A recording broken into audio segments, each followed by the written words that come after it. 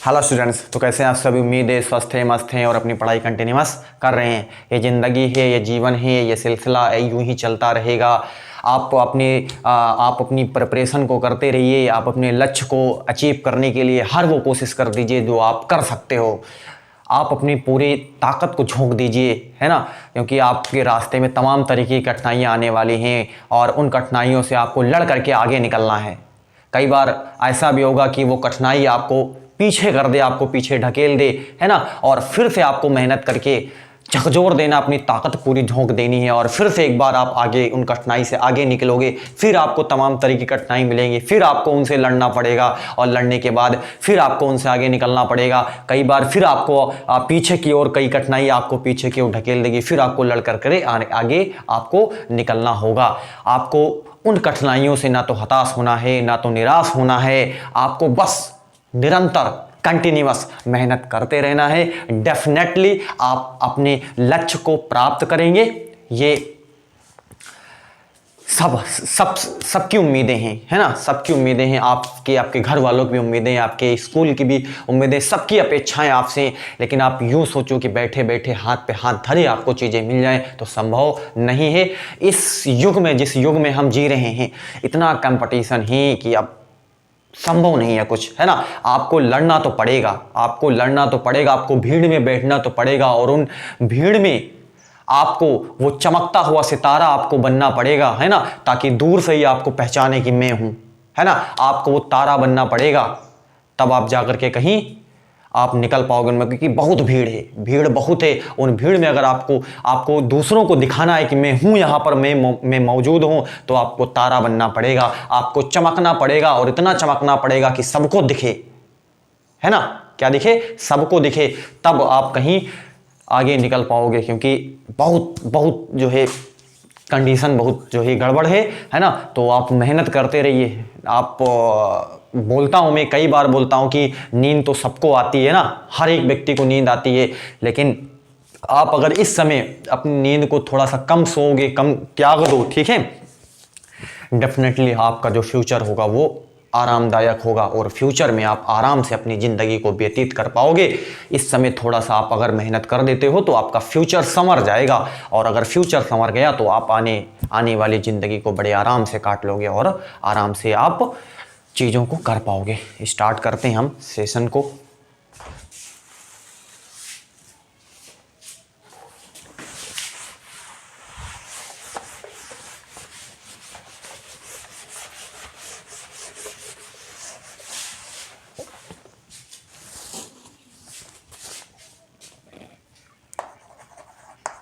Question number 4 है, इसे बता सिद्ध कीजिए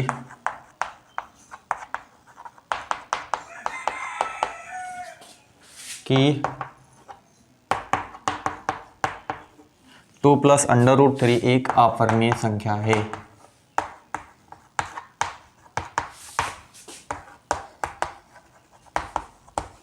है ना, ये आपको पहले ही चैप्टर से मिल जाएगा। आपको एक क्वेश्चन इससे भी आपसे पूछा जाना है। आपको इसमें ये पूछेगा कि बताइए ये एक अपरिमेय संख्या है। तो इसका जो मेथड है वो कंट्राडिक्शन मेथड से इसको हम सॉल्व करते हैं। नहीं समझना, विरोधाभास विधि से। ये जो सॉल्व करने का तरीका है, ऐसे क्वेश्चनों को सॉल्व करने का जो तरीका होता है वो विरोधाभास विधि है। विरोधाभास का मतलब होता है कि हम अगर ये कहता है कि ये अपरिमेय संख्या है तो हम ऐसा मान करके चलते हैं कि ये परिमेय संख्या है। बाद में हमारी संकल्पना लास्ट में गलत हो जाएगी और गलत होने के बाद हम बोल देंगे कि ये है, ठीक है ना, वो प्रूफ हो जाएगा। तो आपको थोड़ा सा ध्यान देना है, इसमें स्टेप आपको समझने और जिसमें ज़्यादा कोई कठिनाई आपको नहीं आने वाली। कहता है कि इसमें एक अपरिमेय संख्या है तो हम इसके विपरीत मानते हैं, क्योंकि विरोधाभास में लिख देता हूं यहां पर।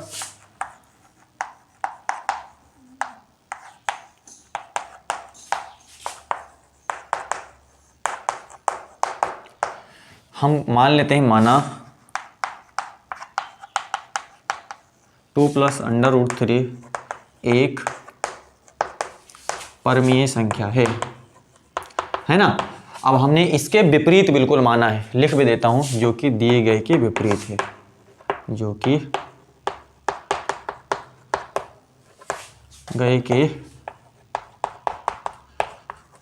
इस बात को मैंने लिख दिया।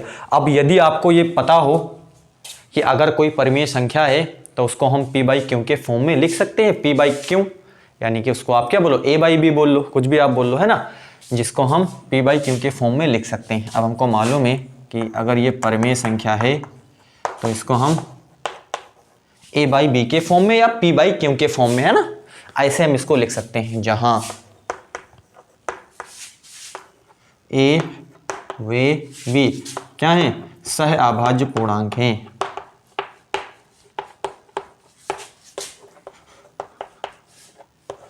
सह अभाज्य पूर्णांक हैं तथा b बराबर 0 नहीं है ना। ये बात आपको यहाँ पर ध्यान रखनी, ये पॉइंट मेन है, ठीक है, यही पॉइंट यहाँ पर मेन है। आपको अगर हमने ये बोल दिया कि ये परिमेय संख्या, हमने बोला है ना, ये हमने इसके विपरीत बिल्कुल माना है, हमने कहा कि ये परिमेय संख्या है, और जब परिमेय संख्या है तो उसको हम p बटा क्यू के फॉर्म में लिख सकते हैं। और आपको यहाँ पर दिख रहा है 2 + √3 बराबर a बाई बी, जहां ए व बी सह अभाज्य पूर्णांक। सह अभाज्य पूर्णांक मैंने कई सेशंस में इसको डिस्कशन आपसे करा हुआ है, एक क्वेश्चन भी, 1-2 क्वेश्चन मैंने भी इसके मल्टीपल चॉइस क्वेश्चन भी सॉल्व करे हुए हैं कि आपको कॉमन केवल एक दिखे, है ना, केवल कॉमन क्या दिखे, एक दिखे, और कोई दूसरा नंबर कॉमन ना हो, मतलब उसके आप अभाज्य गुणनखंड निकालिए और अभाज्य गुणनखंड में केवल कॉमन एक हो। एक का मतलब ये नहीं कि 3 मिल जाए, एक का मतलब केवल 1 मिलना चाहिए दोनों में कॉमन, और कोई कॉमन नंबर ना हो, है ना, उसको हम सह अभाज्य बोलते हैं। तो यहाँ पर है, और b बराबर 0 नहीं होना चाहिए। अब ये b 0 इसलिए बोल रहे हैं क्योंकि 0 से जब ये डिवाइड हो जाएगा तो इसका मतलब ये अनंत हो जाएगा, है ना, 0 से किसी नंबर को डिवाइड करते तो अनंत हो जाता है, आपको मालूम है। चलो अब देखिए यहाँ पर हम ऐसा क्या करते हैं, √3 को यहीं पर रोकते हैं, a बटा b, 2 को हमने उस साइड भेजा, क्लियर। चलो √3 बराबर a माइनस क्या है 2b बटा क्या हो जाएगा b। इतनी बात समझ में आई, इसका इसके साथ गुणा कराया तो a माइनस 2b बटे कितना हो गया, b हो गया। अब यहाँ पर आप देखिए, आपको दिख रहा है हमने ये बोला हुआ है a और b दोनों क्या हैं, पूर्णांक हैं, है ना, सह अभाज्य पूर्णांक मतलब पूर्णांक हैं। a और b क्या है, पूर्णांक है, इसका मतलब ये जो चीज़ लिखी हुई है क्या है, परिमेय संख्या है। होगी या नहीं होगी, आप ही बताओ। अगर a और b दोनों पूर्णांक है, इसका मतलब ये जो पूरा लिखा हुआ ये परिमेय संख्या है या नहीं। दो भी क्या है, दो भी एक पूर्णांक ही है। आप ऐसा ही सोचो, दो भी को भी ले लो तो दो भी एक पूर्णांक है, या फिर ऐसा ही आप सोच लीजिए a और b यहाँ पर जो है वो पूर्णांक है, इसका मतलब ये जो चीज लिखी हुई है ये पूरी क्या है, पूर्णांक है ना। तो ये पूर्णांक पूरा पूर्णांक है, और पूर्णांक है तो इसका मतलब क्या है, ये एक परिमेय संख्या है। तो यहाँ पर लिखेंगे क्योंकि a व b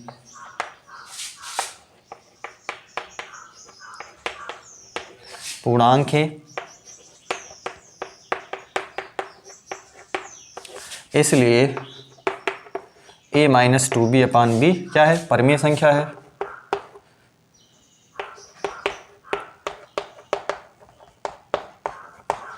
बात समझ में आई, क्या लिखा हमने, चूंकि a व b क्या है, पूर्णांक है, इसलिए a माइनस 2b बटे b परिमेय संख्या है। अब बताओ, अगर ये परिमेय संख्या है तो ये क्या है, ये भी परिमेय संख्या है ना। तो √3 भी परिमेय संख्या होगी। बताओ, तो √3 भी जब ये परिमेय संख्या तो उसके बराबर ही तो है ना, ये भी परिमेय संख्या है। परंतु हम जानते हैं कि √3 एक अपरिमेय संख्या है।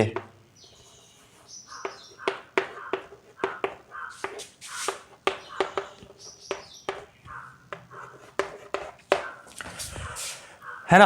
अब ये जो चीज़ हो रही है बार बार यहाँ पर चीज़ें हमारी संकल्पना गलत होती चली जा रही है ना। एक बार तो हम कह रहे हैं यहाँ पर कि ये परिमेय संख्या है तो ये वाली भी परिमेय संख्या है, लेकिन हम जानते हैं √3 क्या है, अपरिमेय संख्या है, तो हम बोल देंगे अतः हमारी संकल्पना गलत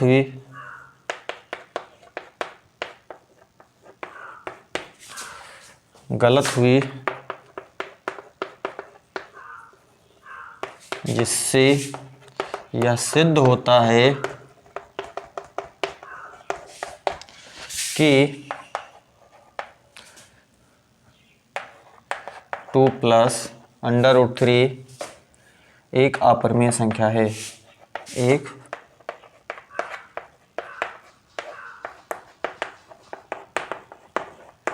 बस इतना काम आपको इसमें करना रहेगा। बस इसमें थोड़ा सा आपको समझ अपनी विकसित करनी है। इसमें 2 से 3 टाइप से क्वेश्चन आ भी जाते हैं। कई बार आपको फ्रैक्शन में भी आपको देता है 1/√2 बताइए कि एक अपरिमेय संख्या है, तो ऐसे पूछा जाता है। तो अगर इसमें ये क्वेश्चन दिया है तो आप इस तरीके से अगर कर जाते हो तो आपको पूरा नंबर यहाँ पर मिलने वाला है। इसमें आपका एक भी नंबर कटने वाला, इजी क्वेश्चन है। आराम से जो आपसे कहा है उसके विपरीत आप मान लीजिए और आपकी कल्पना लास्ट में यहाँ पर गलत हो जाएगी, है ना। और वही चीज़ हम करना भी चाह रहे हैं यहाँ पर। विरोधाभास विधि से हमने लगाई भी दिया कि हमने बोला कि ये अपरिमेय है तो हमने कहा परमेय है। अब यहाँ पर ये चीज़ बार बार देखोगे ना, ए और बी हमने कहा पूर्णांक है तो इसलिए परमेय संख्या है, तो ये वाली परमेय संख्या, लेकिन हमको मालूम है कि एक अपरिमेय संख्या, तो विरोधाभास यहाँ पे एक प्रकार का प्राप्त हो रहा है ना। तो इसका मतलब ये क्यों प्राप्त हो रहा है, क्योंकि हमने गलत संकल्पना कर ली है। हमने क्या कर ली है, हमने गलत संकल्पना कर ली है। अतः हमारी संकल्पना गलत हुई, जिससे ये सिद्ध होता है कि 2+√3 एक अपरिमेय संख्या है। उम्मीद है कि आपको ये क्वेश्चन प्रॉपर समझ में आ गया होगा। अगले क्वेश्चन पे चलते हैं। स्क्रीनशॉट लीजिए इसका आप।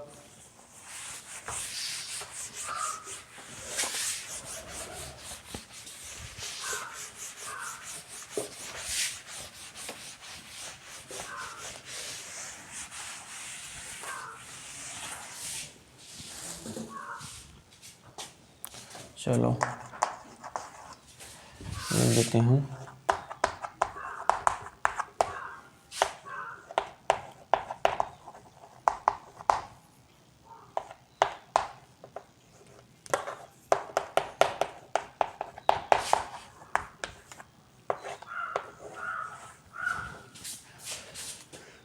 चलो अब नेक्स्ट क्वेश्चन है कि सिद्ध कीजिए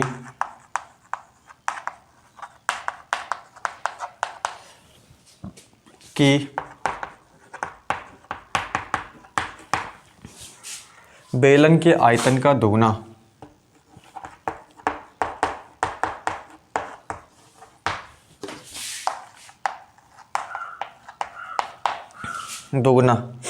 उसके वक्र पृष्ठ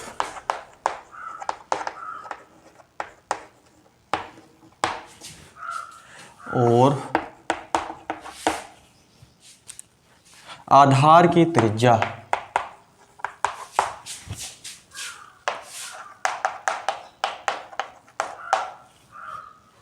के गुणनफल के बराबर होता है।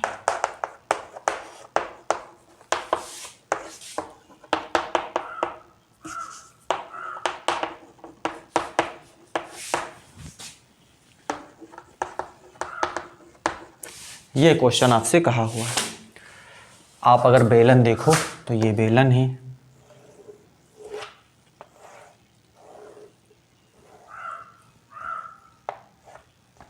चलो ठीक है। ये इसकी ऊंचाई है और ये बेलन की आधार की त्रिज्या है ना। ये त्रिज्या है, बेलन के आधार की त्रिज्या है और ये इसकी ऊंचाई है और ये इसका क्या है, वक्र पृष्ठ है। चलो देखो, इसमें कहता है आपको मालूम है कि इसमें बेलन का आयतन, बेलन का आयतन बताइए क्या होता है। बेलन का आयतन होता है πr²h। क्लियर है, बेलन का आयतन कितना होता है, πr²h होता है। चलो आगे कहता है बेलन के आयतन का 2 गुना। बात देखिए, बेलन के आयतन का 2 गुना, यानी कि 2 से ही क्या हो जाएगा, गुणा हो जाएगा, πr²h। तो यहाँ पर आप देखिए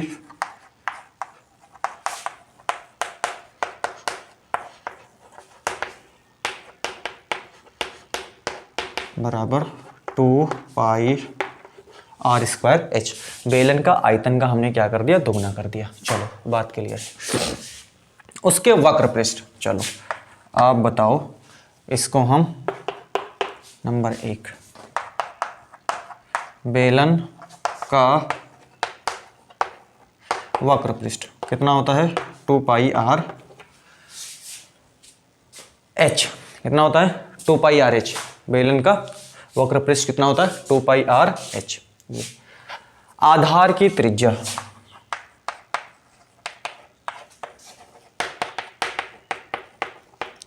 आधार की त्रिज्या क्या होता है, आर होता है। बात आपको पता चली। बेलन का आयतन पाई आर स्क्वायर एच होता है। बेलन के आयतन का दोगुना मतलब 2 से मल्टीप्लाई करा तो 2 पाई आर स्क्वायर एच हो गया। बेलन का वक्र पृष्ठ 2 पाई आर एच होता है, आपको मालूम होना चाहिए बेलन का वक्र पृष्ठ कितना होता है, 2 पाई आर एच। फिर कहता है आधार की त्रिज्या, आधार की त्रिज्या क्या है, आर है ये, है ना। इसके आधार की त्रिज्या हमने क्या ली है, आर ली। तो देखो उसके वक्र पृष्ठ और आधार की त्रिज्या का गुणनफल, है ना, वक्र पृष्ठ और आधार की त्रिज्या का गुणनफल। देखो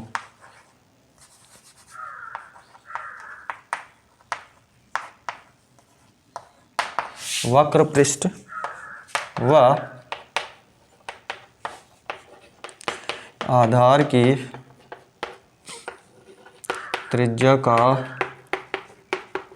गुणनफल, देखिए 2 पाई आर एच गुणे क्या हो जाएगा, आर हो जाएगा, है ना। देखो वक्र पृष्ठ व आधार की त्रिज्या का गुणनफल, है ना, ये चीज, ये और इसका गुणा करवा दिया हमने, तो यहां से आर आर 2 बार, है ना, पाई आर स्क्वायर एच। चलो तो क्या हो जाएगा ये चीज। तो अब आपको दिख रहा है बेलन के आयतन का दोगुना 2 पाई आर स्क्वायर एच, वक्र पृष्ठ और आधार की त्रिज्या का गुणनफल 2 पाई आर स्क्वायर एच, दोनों क्या हैं, बराबर हैं। यही हमको क्या करना था, प्रूफ करना था। तो इसको बोलेंगे हम 2 नंबर समीकरण 1 व 2 से,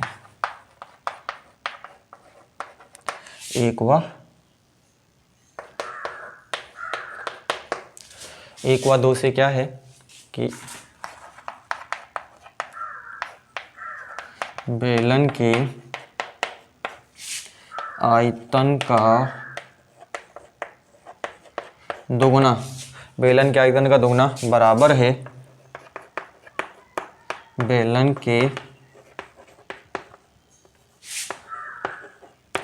वक्र पृष्ठ व आधार के गुणनफल के, है ना। बेलन के वक्र पृष्ठ व आधार के गुणनफल इसके क्या है, बराबर है। यही चीज हमको क्या करनी थी, प्रूफ करनी थी, और ये चीज हमने यहाँ पर क्या कर दी है, प्रूफ कर दी है। उम्मीद है कि आपको ये प्रॉपर समझ में आया होगा, इसमें कोई डाउट आपका नहीं होगा। अगले क्वेश्चन पे हम मूव करते हैं, आप इसका स्क्रीनशॉट लीजिए।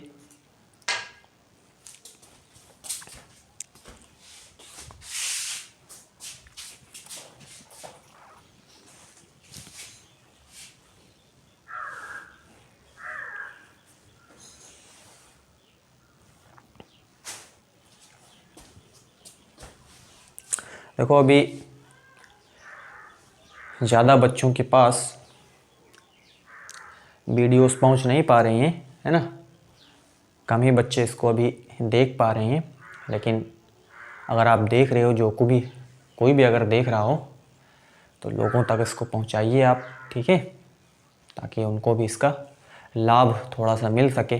जो मैं पढ़ा रहा हूँ उसका थोड़ा सा अगर लाभ होगा तो वो आपको भी बोलेंगे कि आपने उनकी मदद करी है ना। तो आपको भी चाहिए कि लोगों तक इसको पहुंचाएं, जो जिनको इनकी ज़रूरत है उन तक इसको पहुंचाया जाए, क्योंकि 10 सेट यहाँ पे सॉल्व हो चुके हैं।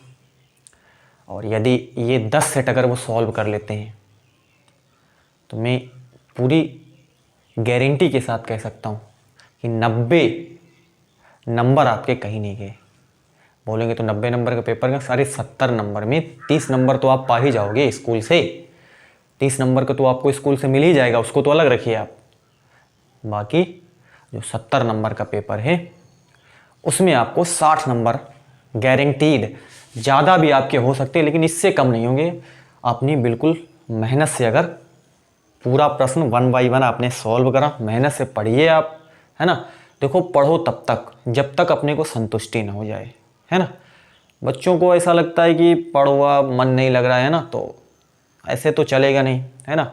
अपने आप को संतुष्टि आनी चाहिए। जब तक आपका मन संतुष्ट नहीं है तब तक आप उठिए ना, आप पढ़ते रहिए कि ये चीज़ हम संतुष्ट नहीं है। हाँ देखिए कि भूल जाओगे। मैंने कई बार लास्ट सेशन में मैंने इस पर थोड़ी सी डिस्कशन करी हुई है, आपने अगर उसको देखा हो कि भूल जाता है आदमी, क्योंकि भूलना मनुष्य का स्वाभाविक गुण है।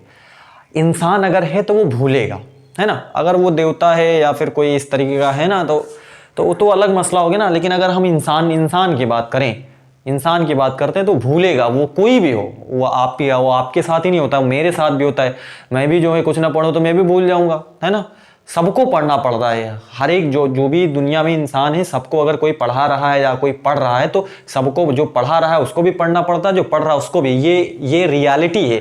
ये ना सोचो कि वो बहुत बड़ा जो है, ये बहुत बड़ा ज्ञाता है या बहुत बड़ा वो है, तो अगर वो बहुत बड़ा ज्ञाता है इसका मतलब क्या है? आपको लगता है कि वो ऐसे ही ज्ञाता बन गया है? बहुत बड़ा अगर कोई ज्ञानवान है, बहुत बड़ा अगर कोई शिक्षित आदमी है, इसका मतलब उसने मेहनत करी है और वो अभी भी कर रहा है। वो करी तो है ही है, लेकिन वो उसके साथ अभी भी कर रहा है क्योंकि उसकी प्रैक्टिस है। आप कोई भी आप ले लो, आप मान लो कि कोई भी हो, वो आप पढ़ा दे 1 साल, एक साल पढ़ाने के बाद वो छोड़ दे, फिर 1 साल के बाद फिर उसको हवा ही नहीं लगेगा, उसमें कुछ पता ही नहीं चलेगा कि इसमें क्या है। क्योंकि पता नहीं क्या है कि सिस्टम में ऐसा कुछ है ही दिमाग में कि इसमें भूल जाता है। देखो आज पढ़ो कल भूल जाओ, अब तुरंत पढ़ो उसके जस्ट बगल तुरंत भूल जाओ। इसको कोई इग्नोर नहीं कर सकता। इसको सबके साथ ऐसा होता है कि मैं भी जब कुछ पढ़ता हूँ, पढ़ने के बाद मैं भी तुरंत भूल जाता हूँ। बगल बैठा हूँ, फिर से चलो देख लो ये फला है, फिर पढ़ो फिर भूल जाओ। पता नहीं क्या है जमाने में, साला सिस्टम कुछ समझ में नहीं आता है ना। तो इसको मतलब आप अगर आपके साथ भी ऐसा अगर होता है तो ये आपके अंदर किसी प्रकार का कोई जो है दोष इस प्रकार का नहीं है, डिसेबिलिटी जिसको बोलते हैं, किसी प्रकार की कोई आपके अंदर कमी नहीं है। क्योंकि भूलना मनुष्य का स्वाभाविक गुण है। इंसान अगर है तो इंसान भूलेगा, और उसको आपको याद रखना है तो आप पढ़ लीजिए। अब कोई आंकड़ा है, कोई आंकड़े डायरेक्टली अगर याद हो, ऐसा जरूरी नहीं है कि आंकड़े पूछेगा कि एडिसन ने जो है बल्ब का आविष्कार कौन से सन में किया, तो ये जरूरी नहीं है कि आंकड़े आपको याद हो हमेशा, ठीक है।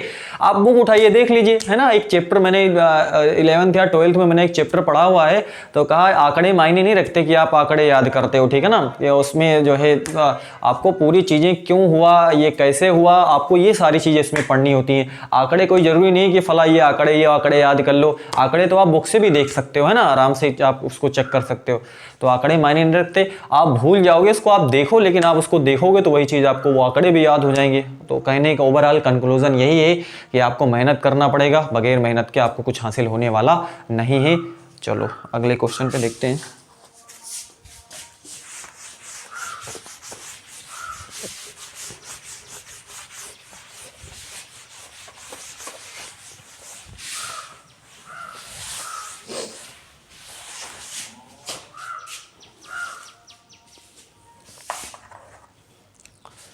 अगला क्वेश्चन है,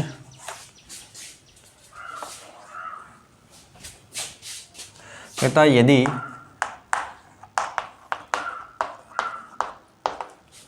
sin 3a बराबर cos a माइनस 30 डिग्री, यहाँ 3a एक न्यून कोण है,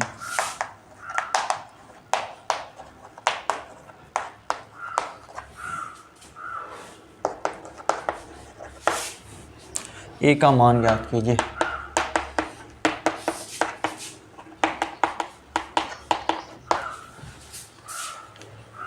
ये है ना, क्योंकि आजकल के जो पेपर हो रहे हैं वो किसी भी, अगर वो बहुत ही लो जो है एग्ज़ाम का कोई पेपर है ना, बहुत ही CD ग्रेड की कोई अगर परीक्षा हो रही है, तो उसमें भी लेवल, परीक्षा का लेवल दिन ब दिन बढ़ता चला जा रहा है ना। तो उसके लिए आपको चाहिए कि आप भी लगे रहिए उसमें, लगातार आप अपडेट रहिए, तभी आप कुछ उसमें हो सकता है। क्योंकि बहुत, मैं जो बोल रहा हूँ वो आप मेरी आवाज़ को आप पकड़िए, मैं किस जो है वो वे में आपको बताना चाहता हूँ। बहुत कंपटीशन है, थोड़ा कंपटीशन नहीं है आजकल अगर आपको कुछ पाना है तो आपको चमकना पड़ेगा। मैंने आपको शुरू में बोला, आपको सितारा बनना पड़ेगा, दूर से ही आपको लोग देखें मैं हूँ, तब जा कर के आप कहीं अपने आप को गिनवा पाओगे, अपनी गिनती आप उसमें करवा पाओगे। अदरवाइज़ भीड़ तो है ही है, इतनी भीड़ है ही है कि कुछ कहा नहीं जा सकता, है ना। चलो देखिए, आपको है यहाँ पर cos a माइनस 30 डिग्री। कोई भी एग्ज़ाम हो, अगर मैं भी एग्ज़ाम में बैठता हूँ तो क्या मेरे पसीना नहीं आता है? मेरे को भी पसीना आता है। कोई और टीचर एग्ज़ाम, बहुत सारे इस दुनिया में तमाम पढ़े लिखे लोग हैं, तमाम, कोई इंजीनियर है, कोई डॉक्टर है, कोई मास्टर है, तो कोई लॉयर है, तो तमाम तरीके के लोग हैं, हर इंसान को जो है फेस करना पड़ता है। तमाम मास्टर पढ़ा रहे हैं हर जगह, ठीक है, वो भी एग्ज़ाम देते हैं, वो भी सोचते हैं मैं भी गवर्नमेंट में आ जाऊं, तो क्या वो सक्सेस हो पा रहे हैं? हर कोई तो नहीं हो पा रहा है ना। लेकिन वो काबिल हैं, वो बीएड हैं, बीटीसी हैं, वो जो है एमएड हैं, वो एमएससी हैं, वो एमए हैं, है ना, वो पीएचडी हैं, तमाम लोग हैं, हर कोई बैठता है पेपर में, ठीक है।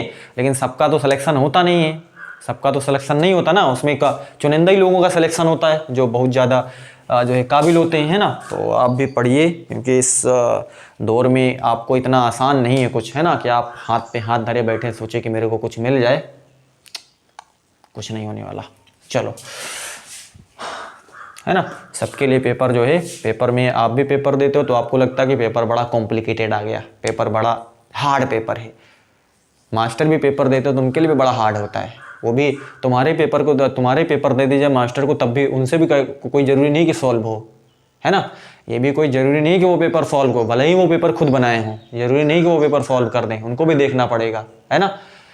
हाँ, तो वो आपको पढ़ा रहा है तो इसका मतलब ये है कि वो अपने प्रिपरेशन से है, इसलिए आपको पढ़ा पा रहा है ना। और आप भी अपने प्रिपरेशन से रहिए, ये सब रियलिटी है ना, इसको कोई इग्नोर नहीं कर सकता। चलो देखो, sin 3a बराबर cos a माइनस 30 डिग्री। हमको यहाँ पर क्या बताना, a का मान आपको ज्ञात करना है। चलो देखो, इधर cos है, हम cos इधर भी किसी तरीके से बना लेते हैं। cos देखिए, यदि हम cos 90 डिग्री माइनस 3a लिख दें, है ना, cos 90 minus theta, cos 90 minus theta क्या हो जाएगा, sin थीटा हो जाएगा, और sin 3a हो जाएगा, बिल्कुल ठीक। चलो, cos a माइनस 30 डिग्री। बात आपको पता चल गई होगी कि हमने इसमें क्या करा है। मैंने इसमें यही यूज करा है कि sin 3a ऊपर लिखा हुआ था, तो cos 90 माइनस थीटा, तो cos 90 माइनस थीटा जो है वो sin थीटा, ये थीटा के प्लेस 90 माइनस थीटा बोलने मतलब थीटा जो है वो 3a है ना। तो cos 90 minus theta sin theta और sin 3a हो गया, ठीक। ये कट ही जाएगा, 90 माइनस 3a बराबर a माइनस 30 डिग्री, ठीक। इसको उधर भेजते हैं, ये 30 डिग्री को हम इधर लेके आते हैं, a प्लस 3a, a को हमने उधर भेज दिया, ये 120 डिग्री हो जाएगा, और ये 4a हो जाएगा, है ना। चलो देखो, a बराबर हमको निकालना है ना। तो a कितना आ गया, a आ गया आपके पास 30 डिग्री। आपसे a का ही पूछा था, तो a बराबर जो है वो आपके पास कितना है, 30 डिग्री है। चलो मैं दिखा देता हूँ आपको, ये चीज़ प्रूफ कर देता हूँ ताकि आपको ये संतुष्टि हो जाए कि मैंने ये जो लिखा वो बिल्कुल सही है। आपको मैं ऊपर से भी दिखा दूँ। चलो देखो, साइन, है ना, a के प्लेस पे आप 30 डिग्री रख दीजिए, उधर भी देखिए, ठीक। चलो, साइन 3 तिया 9, 90 हो जाएगा ना, बराबर ये कट ही जाएगा, कॉस 0 डिग्री हो जाएगा। पता चल गया आपको ना। साइन 90 पे कितना होता है, 1 होता है। साइन 90 पे कितना होता है, कॉस 0 पे कितना होता है, कॉस 0 पे 1 होता है। बात बिल्कुल सही है, यानी कि a बराबर 30 जो हमने लिया वो बात बिल्कुल क्या है, सही है। तो ऐसे हम इसको क्या कर सकते हैं, सॉल्व कर सकते हैं। मतलब a की जो वैल्यू है वो आपके पास कितनी है, 30 डिग्री है ना। स्क्रीनशॉट लीजिए, अगला क्वेश्चन हम सॉल्व करते हैं, आप इसका स्क्रीनशॉट ले लीजिए, है ना। चलो,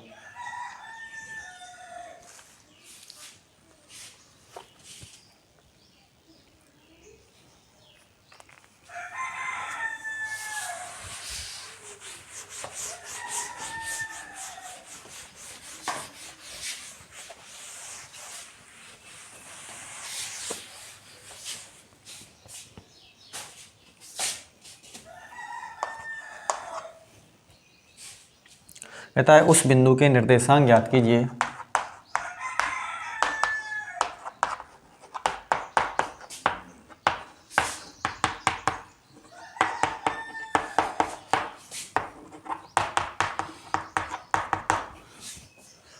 जो बिंदु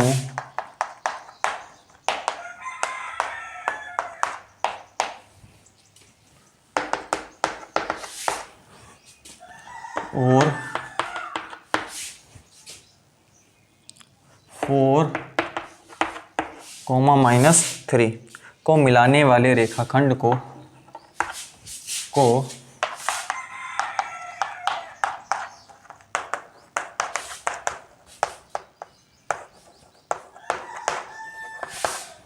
रेखाखंड को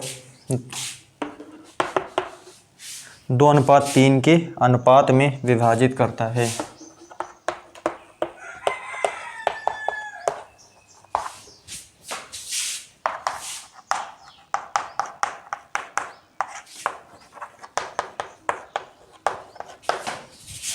है ना, उस बिंदु के निर्देशांक याद कीजिए जो बिंदु -1,7 और 4,3 को मिलाने वाले रेखाखंड को 2:3 के अनुपात में क्या करता है, विभाजित करता है। आपको यहाँ पर निर्देशांक दिए हुए, मान लो कि एक निर्देशांक ये है, एक निर्देशांक ये है ना, और इसके आपको दिया हुआ है -1,7 और ये है 4,-3। ये x3 इसको मान लो आप, और इसको मान लो, है ना, ये कोई पॉइंट O मान लो, और इसको m अनुपात n के अनुपात में विभाजित करता हूँ, मतलब 2:3 के अनुपात में, है ना। ये इस अनुपात में क्या करता है, वो विभाजित करता है। तो आपको क्या बताने हैं, उस बिंदु के निर्देशांक बताने हैं, मतलब x3 y3 आपको क्या करना है, यहाँ पर निकालना है। यही हमसे पूछा है। चलो देखो क्या करेंगे। यहाँ पर अगर आप देखो x1 बराबर -1,